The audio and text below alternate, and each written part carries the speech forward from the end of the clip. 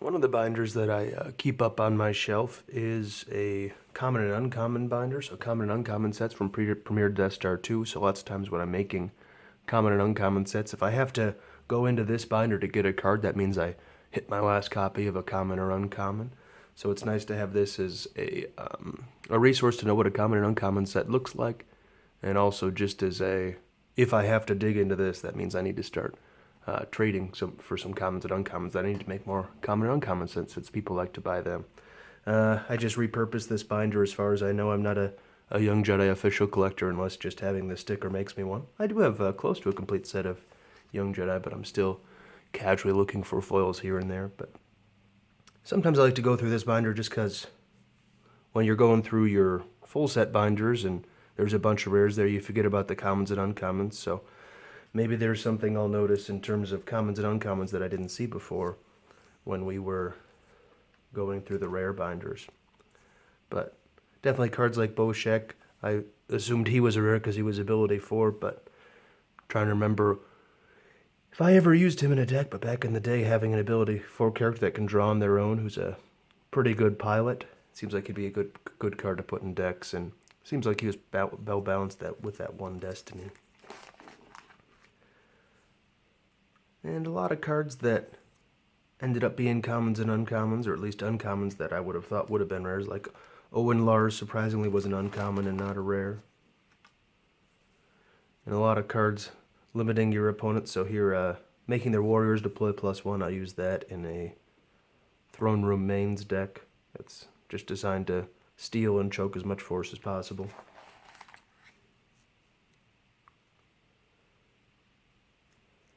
This one's fun for hitting the Executor if you can fire 2 weapons at it combined. But yeah, a lot of useful cards from Premier.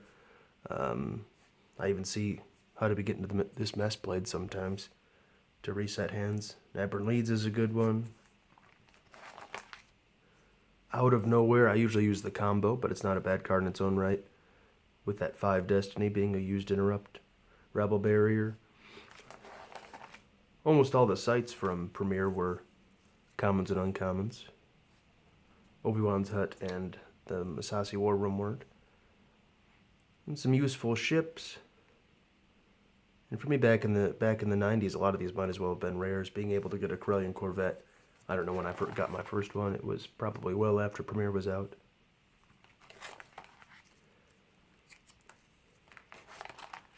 Lots of dark side effects and yeah, just a useful resource for when I'm trying to make sure I have all my ducks in a row for making common and uncommon sets.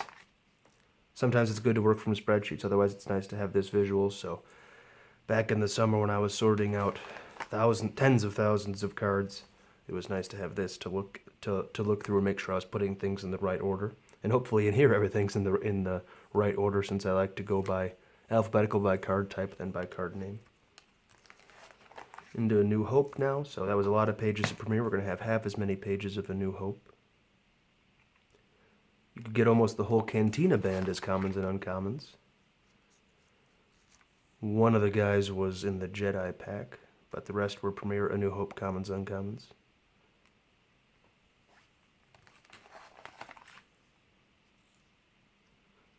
This is, even to this day, I have trouble getting advanced preparations in stock when making sets. Even though no one really does attack runs, it's a hard card to find for whatever reason. And I definitely love these two cards. I love the pictures they use for these systems, and actually I like to use Raw tier in decks when I can, but it's hard to do. The freighter captains plus the Y-wing manufacturing effect, letting you retrieve a lot of cards.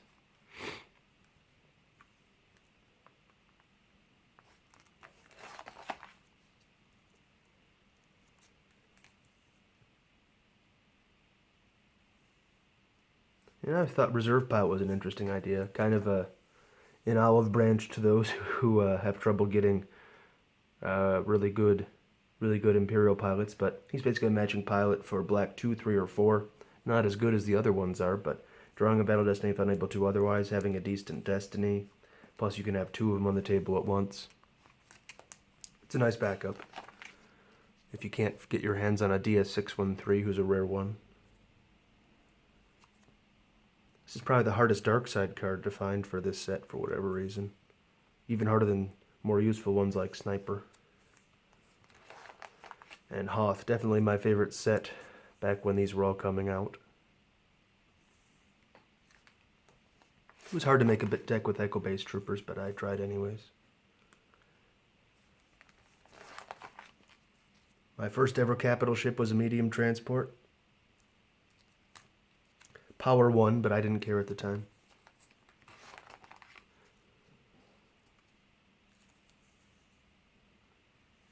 And this card was a beast when it was virtualized. It's pretty expensive to use non-virtualized.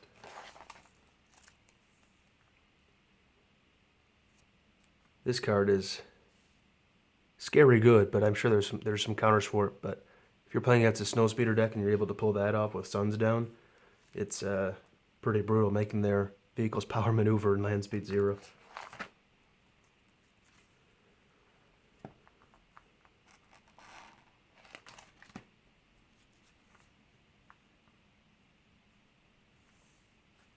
Cool combo. They actually got a lot of Blizzard Walkers before I ever got Star Destroyers, to my knowledge.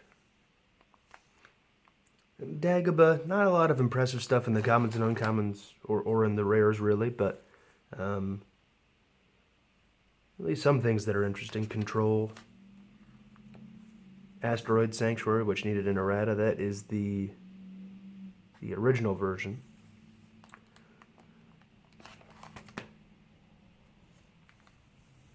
Tunnel Vision I still use a lot, being able to search my force pile. There's a combo card, that's Destiny of 1, that I hear I should use instead, but I kind of like being able to draw Destiny 3. In fact, that's the only reason I use it, is for the higher Destiny. Space Slugs would be cool to use, being able to eat your opponent's starships, but I don't know, once you put the Space Slug down, they might not have much reason to go there.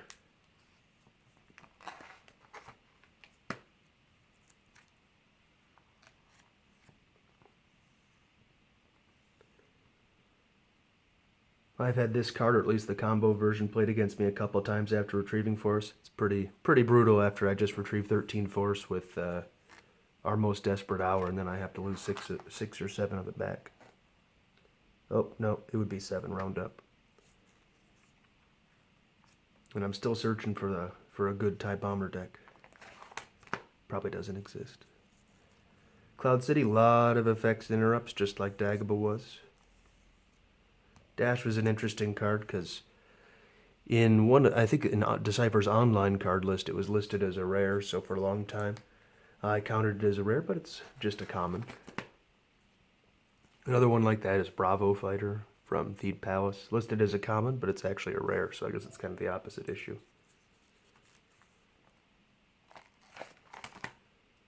And they always did a good job with sector and system cards. I always thought those were cool to look at. I should just get a binder with all the systems and sectors together.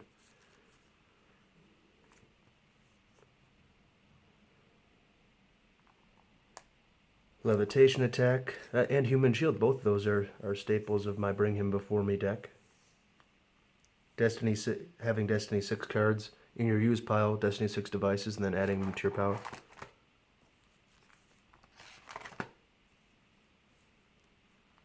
Into Jabba's Palace now, more aliens than you can possibly imagine. But a lot of cool ones. I like Ishi Tibbs, being able to have the text that's on C-3PO basically. So recycling cards, getting high Destiny cards out of your hand, and trying to get more useful cards that you want to deploy.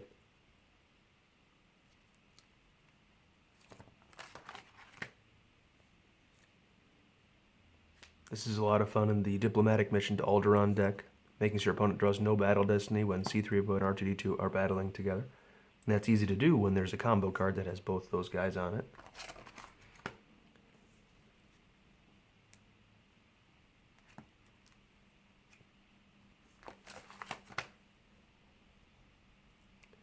Weakway Marksmen are pretty neat, super expensive. I mean, they cost 4 to deploy, but being able to shoot during your control phase, and also when they're in battle, you can use 2 force to make somebody immediately lost.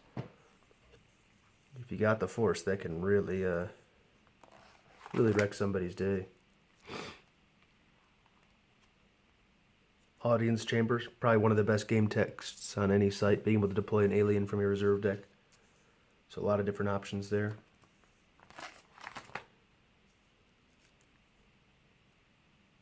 And Special Edition. So I think this binder I have it stop at Special Edition.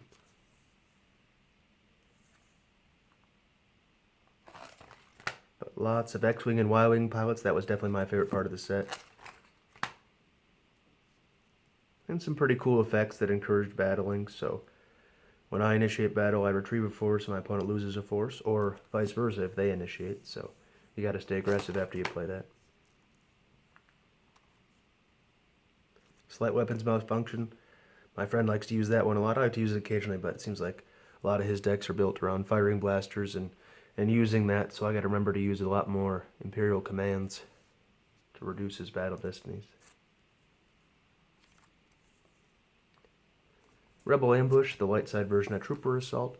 Kind of wish it was as useful as Trooper Assault, but the fact that it's power +1 generally, or only power +2 if you had a Rebel base, and there's not a lot of light side decks where even if they do want to use troopers, the troopers would be at a Rebel base.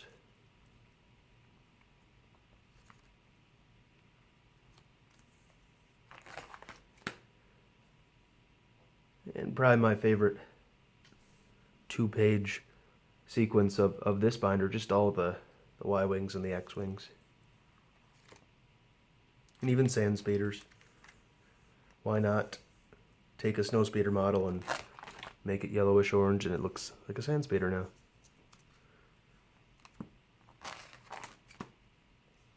Huh. So I guess I need to double check that I have extra copies of those cards somewhere, or let's see, I think that's Lin Mi, the Twi'lek Dancer, and that is he's a Cantina Pride, Nyado Duagod or something like that. I'm not really sure how you say his name, but I gotta double check that I have those cards if I'm making sets. A lot of dark side cards there's holes for, so glad I went through these because I need to definitely see if I need to add those to my trade list. Blast Point's still a fun card. Very similar to Slight Weapons Malfunction, but it has to be for troopers. Just like this one's for bounty hunters.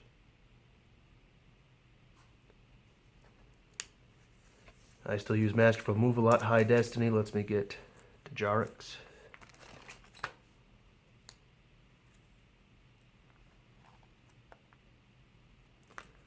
And a lot of good systems. They're 2-1 systems plus Force Drain -1 for your opponent. So it gets you some good force, gets you a battleground system on the table, and has reduced liability for drains. And such a cool card, but and these things, especially in the games like TIE Fighter and X-Wing Alliance and stuff like that, they're so powerful, but here, if the opponent has a starship with a higher maneuver, which it's not that hard for the light side to do, then they're down to power 1, which seems kind of absurd. But honestly, if they were powered like they were in the games, they'd be like power 7. They're pretty wild. Shields, ion cannons. It was too fun flying those things around. It was just unfair, honestly. So that's it for the common and uncommon binder. Just kind of interesting thing to go through. You notice more things when you're seeing commons and uncommons than when you're flipping through and you see all the Vaders and Lukes and the rares that might distract you from those. So hope you found the commons and uncommons at least a little bit interesting. And my next video I'll be going through my Special Reflections set binder. So I hope you tune in for that one. Should be a lot of fun. Thanks for watching.